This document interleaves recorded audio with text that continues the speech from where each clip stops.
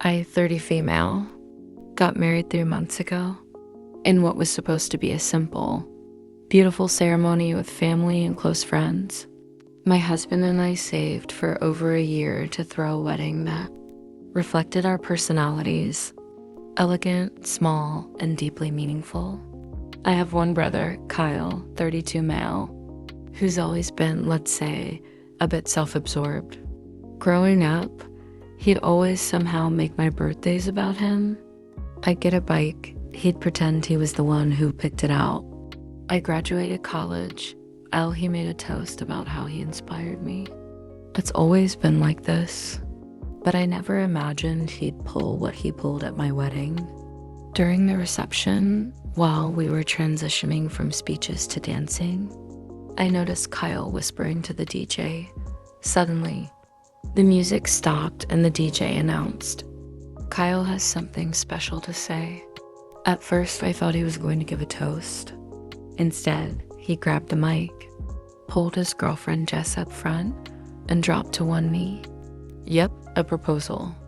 At my wedding, the room gasped. People started clapping. Jess was crying. I stood there frozen, still holding my champagne, while my photographer, who I paid, turned to snap photos of them instead of me and my husband.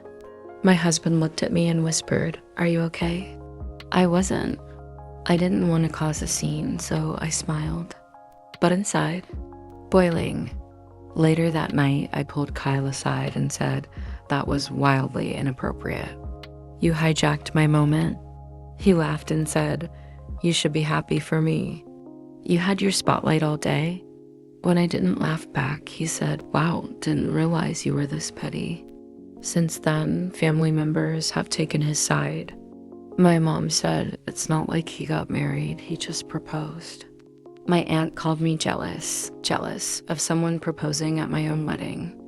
I haven't spoken to Kyle since. I didn't congratulate them. I didn't go to their engagement party. And now I'm the one being labeled cold and bitter. I feel like I'm living in a simulation. This man quite literally used my wedding as a launch pad for his own spotlight, and I'm supposed to smile and clap. So tell me, was I wrong for being upset? Or is my brother just a narcissist with no self-awareness? I, 26 male, started a new job last year at a mid-sized marketing agency. I was thrilled. Fresh out of grad school, decent salary, and a team that seemed supportive. My direct supervisor, Rob, mid-40s, was charismatic. One of those cool bosses who drops memes into emails and says things like, "We're all equals here." For the first few months, things went great. Rob praised my initiative, said my reports were cleaner than most 10-year veterans, and told HR I was a rising star. I worked late, took on extra projects, and genuinely cared. Then I started noticing something off. Rob began presenting his strategy, documents to leadership that sounded eerily familiar. I checked the decks, same formatting, same titles, even the exact copy-pasted sentences I'd written in Slack or drafts. At first, I thought it was a coincidence. Then I saw my Google Doc history. He'd literally copied my entire pitch word for word, slapped his name on it, and emailed it to the CMO. I confronted him privately. I said, "Hey, I noticed some of my content being used in your decks. I'm happy to collaborate, but I'd love to be credited." Rob leaned back in his chair, chuckled, and said, "Credit? You're part of the team. We all build off each other. That's how agencies work." Then he added, "Don't overthink things. You don't want to come across as paranoid this early in your career." That phrase stuck in my chest. Paranoid. It flipped the script instantly. Now I was the overthinker, the ungrateful intern who didn't get it. So I let it go until it happened again and again. 5 different presentations, mine, with his name. I stayed late one night and printed my own. Email threads and time-stamped drafts. I brought them to HR. Guess what they did? Nothing. "Rob has always been a team player," they said. "We'll keep an eye on things." 2 weeks later, I was removed from my biggest account. I started documenting everything. I mean everything. Screenshots, Slack threads, edits, timestamps. Then I quietly updated my LinkedIn and applied to 5 new jobs. Got 2 interviews, 1 offer. On my last day, Rob tried to pull me into a huddle and say, "You've grown a lot here. Just remember, it's not about credit. It's about being useful." I smiled and replied, Thanks for teaching me how to navigate people like you. I left with peace in my chest.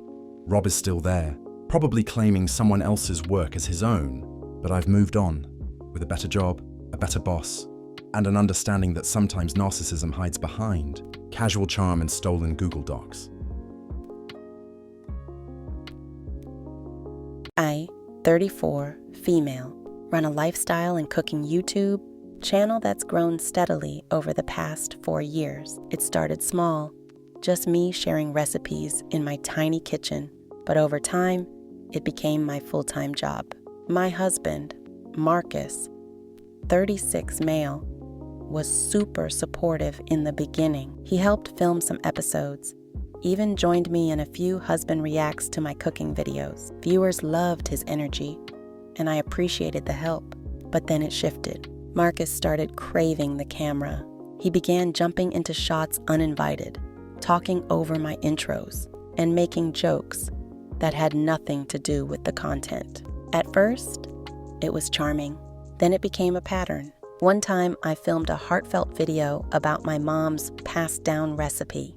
I spent hours prepping, shooting, editing. Marcus saw the final cut and asked, "Why didn't you include the part where I made that joke about the garlic?" I said, "Because it wasn't relevant." He sulked for 2 days and didn't help film the next week. Then came the merch. Without asking, he started brainstorming Marcus Moments t-shirt ideas. He made a mock-up of his own face and said, "We should rebrand the channel to something more dynamic, like a duo name." Mind you, this is a channel I built from scratch. My editing, my content, my recipes. When I said I wasn't interested in turning the channel into a couples project, he accused me of being selfish. "You just don't like sharing attention," he said. I tried compromising. I added more couples cook-off episodes, gave him space to shine. But instead of collaborating, he started competing. Viewers began commenting things like Marcus should get his own channel, and he ate it up. But behind the scenes, he never planned an episode, never helped clean, just showed up, performed, and vanished. The final straw was a live stream, Q&A, where he answered a fan question about our relationship by saying she used to be shy and sweet. Now it's all business. I guess fame changes people. I ended the stream early, logged off, and didn't upload for 2 weeks. That's when I made a decision. I rebranded the channel with a new series, Back to the Basics. No Marcus, no interruptions, just me, a camera, and my craft. My subscribers noticed immediately. The views dipped at first, but my peace skyrocketed. Marcus is still upset. He says I used him to build my audience. But what he doesn't get is, my channel was never about fame. It was about food, community, and freedom, not feeding a narcissistic ego. And if that means starting over without him, I'll gladly sharpen the knives.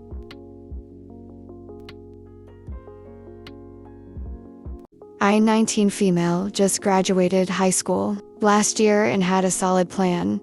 Go to a small but respected university in state, major in communications, and minor in journalism. I wasn't trying to be famous, just build a future I could be proud of. My late grandfather set aside a college fund for me when I was born. It wasn't massive, but it was enough to cover for years at my chosen school.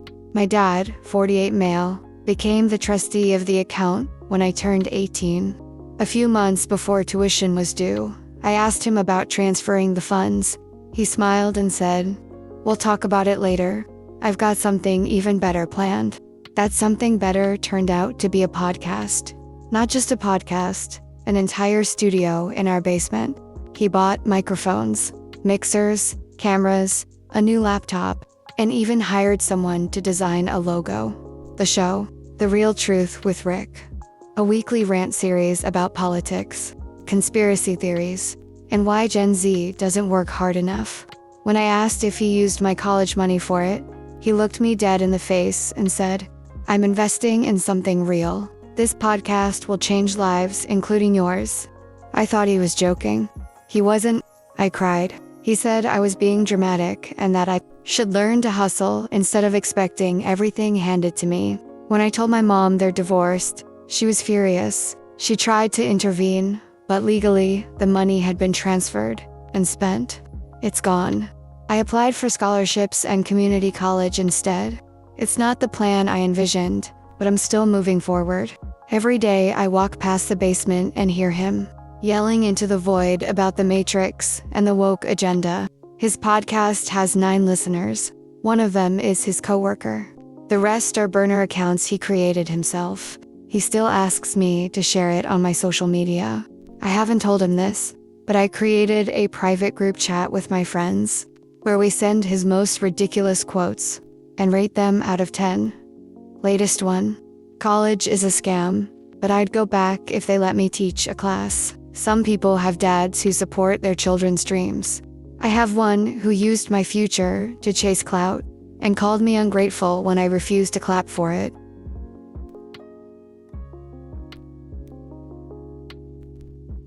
I, 27 female, have been writing stories since I was a kid. Journals, fan fiction, short stories, you name it. But 2 years ago, I finally committed to writing a novel. A deeply personal story about trauma, healing, and resilience through the lens of a woman rebuilding her life after abuse.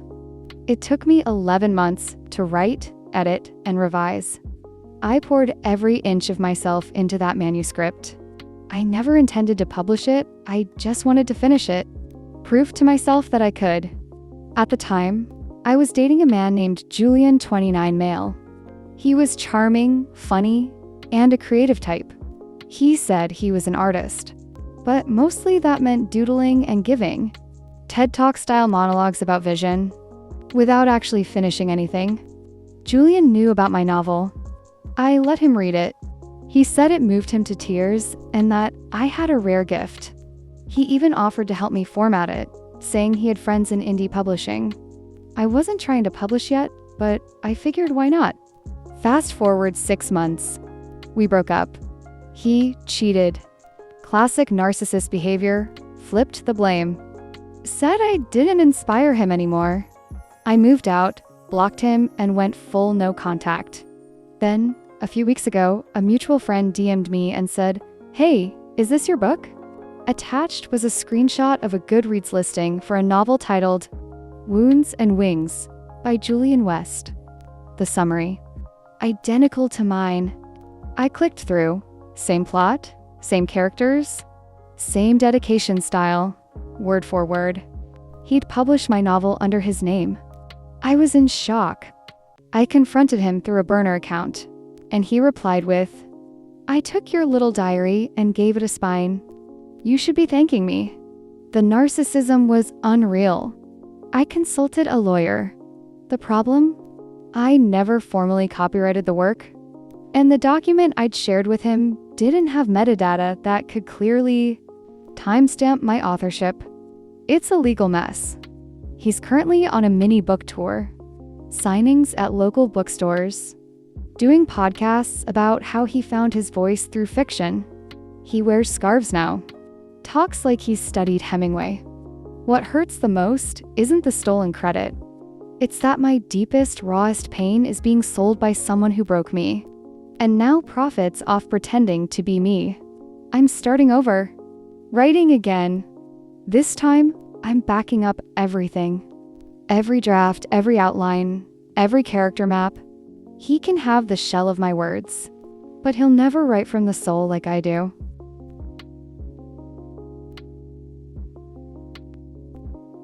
I, 25 female, had a best friend named Tasha. 26 female for almost a decade. We were those inseparable girls. Matching tattoos, late-night crying sessions, endless voice notes. I thought she had my back no matter what. I met David, 27 male, 2 years ago. He was smart, emotionally grounded, and kind. We had chemistry, but what really drew me in was how peaceful it felt to be with him. No chaos, just ease. I felt like I could finally breathe. Tasha didn't like him from the jump. Not in an obvious way, more like undermining silence. She never directly insulted him, but she'd say things like, "He gives me low-effort energy," or I just don't see him matching your ambition." I brushed it off. I assumed she was just being protective, but the comments kept coming. When I told her we were talking about moving in together, she said, "Just be careful. Guys like that get comfortable, then disappear." I started second-guessing everything. She made me feel like David was some kind of predator in disguise. Then came the text. A month before our lease was set to start, David sat me down, hands shaking, and said, "I don't know how to tell you this, but Tasha sent me screenshots of things you said. She made it sound like you weren't serious about me." I was floored. I asked to see them. Turns out, Tasha had taken screenshots from an old group chat, completely out of context, and sent them to David with captions like, "Just making sure you know what she really says when you're not around." I hadn't even said anything disrespectful, just normal venting stuff. Like he leaves dishes in the sink or he gets awkward around my dad, but she framed it like I was trashing him. He believed her. He didn't yell. He just quietly ended it. I was devastated. I begged him to talk it through, but he said, "If your best friend thinks this little of me, how can I stay?" I went no contact with Tasha. I didn't even give her the dignity of a confrontation.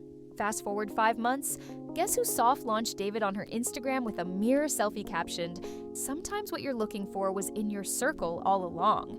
It felt like a gut punch, and what's worse, most of our old mutuals support her, saying things like, "They always had such a connection," or "You guys weren't aligned anyway." But I know the truth. She didn't want to protect me. She wanted to be me.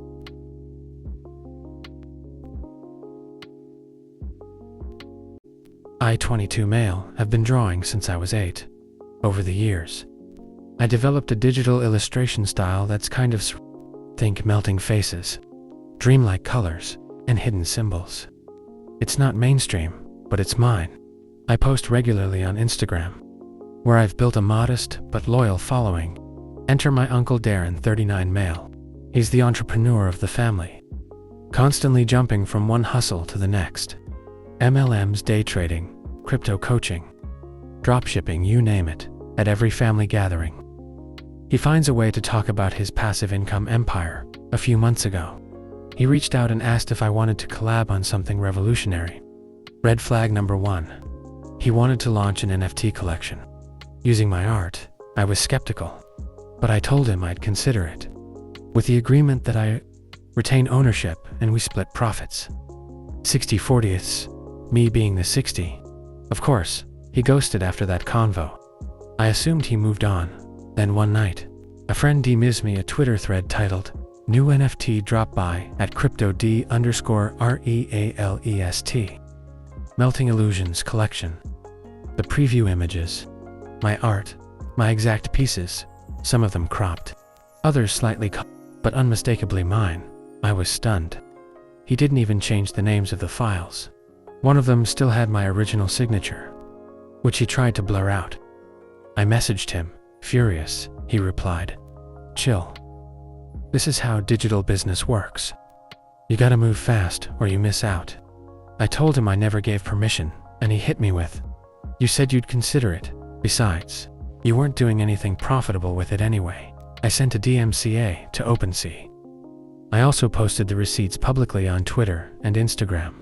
The art community rallied behind me, and the NFTs were removed. Uncle Darren didn't take that well. He showed up at my mom's house for Sunday dinner and made a scene. He called me a selfish little brat, said I burned a bridge that could have made us both rich. He literally said, "Artists don't make money, visionaries do, and you don't have vision." Nah, what I don't have is the nerve to steal someone's work and pretend I made it. He's blocked now, but the fallout is ongoing. My aunt keeps texting me to be the bigger person. My mom is torn. But I'm done explaining why protecting my art isn't disrespectful. I'm not the ungrateful one. I'm the creator. And next time someone asks to I'm keeping lawyers on speed dial. Drop your thoughts in the comments, because we're all listening.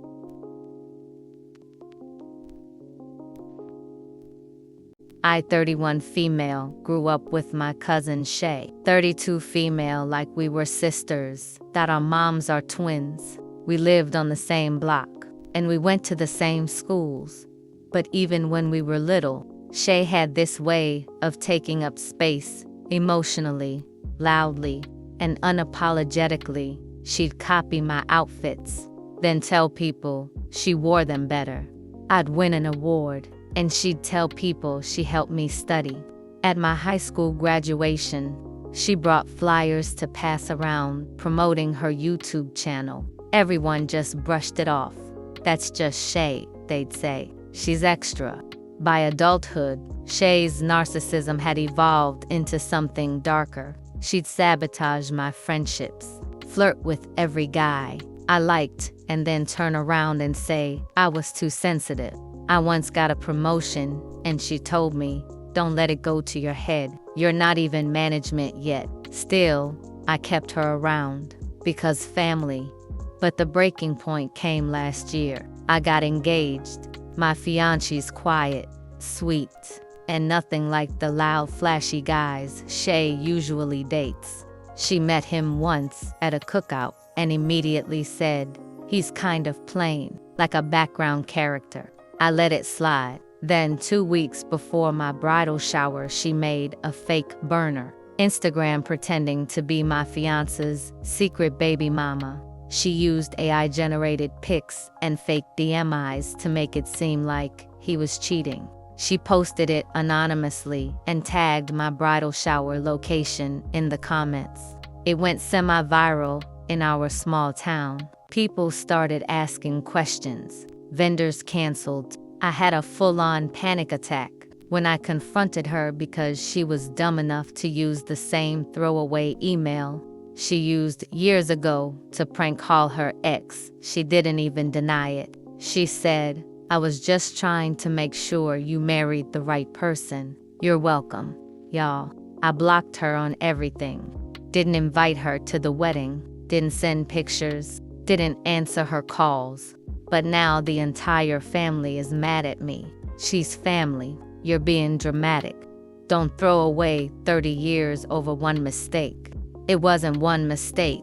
It was a lifetime of psychological warfare dressed up as cousin love. And I finally found the courage to walk away. No contact, no regrets. Drop your thoughts in the comments, because we're all listening.